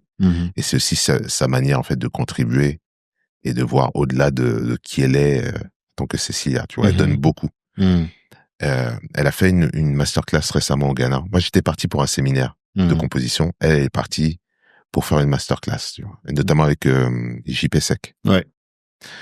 Et ils se sont aperçus que l'industrie comme le Ghana ou le Nigeria, qui ont des individualités qui brillent partout dans le monde, ben ne profitent pas forcément à l'écosystème, à l'industrie même au Nigeria ou au Ghana. Les droits d'auteur sont complètement laissés comme ça. Il n'y a pas d'écosystème en fait. Tu vois, il n'y a pas d'industrie dans ces pays-là, alors que leurs individualités brillent partout dans le monde. Parce qu'il y a au-delà même du manque d'éducation, qui correspond aussi aux réalités, tu vois, direct que certains artistes vivent au quotidien. Tu vois, tu vas leur parler de droits d'auteur et eux, ils vont te dire, mais nous, on peut pas attendre la SACEM ou l'équivalent de la SACEM chez nous. Ouais. On doit manger, tu vois. Faut qu'ils fassent des concerts, faut qu'ils fassent des choses. Voilà, donc eux, il faut que ça soit direct. Ouais. Ils voient pas l'importance, en fait, de valoriser ces droits d'auteur et de pas forcément les signer ailleurs, tu vois. Parce que c'est ça aussi, c'est que ces Burna Boy ou autres, dès qu'ils percent, ils sont directement signés chez les Universal ou en Angleterre ou autres. Un petit peu comme les joueurs qui partent pour aller en NBA. Ouais. Et ça profite pas véritablement au pays. Exactement. Okay, je comprends. Et je pense que c'est là où on devrait vraiment mettre le focus. Ok. Tu vois. Comment contribuer et faire en sorte que l'industrie puisse évoluer, que les principaux acteurs soient conscients des opportunités qu'ils peuvent avoir et de la manière de valoriser leur musique, tu vois, et d'en tirer profit. Et ça passe par quoi? Ça passe par des gens qui sont en périphérie des artistes, autour des artistes, qui eux se structurent, qui créent des dispositifs pour les droits, pour recueillir les droits et tout. C'est ça. Créer aussi des managers qui sont conscients de tout ça, former des éditeurs qui créent leur boîte d'édition. Et tu en vois, hein. Et malheureusement, quand tu en vois, si c'est pas ces jeunes-là qui se mettent des bâtons dans les roues, ça va être les systèmes du gouvernement qui, eux, vont aller derrière et vont se dire, mais, le droit d'auteur, pourquoi ça doit aller chez vous? Tu vois, beaucoup d'artistes sont encore considérés comme des saltimbanques, en fait. Et c'est là où c'est dommage, en fait. Parce qu'on voit pas plus loin. Et c'est pour ça que on continue à laisser les autres exploiter la musique comme elle est exploitée. Tu vois, et ce qui s'est passé à l'époque de mon père, des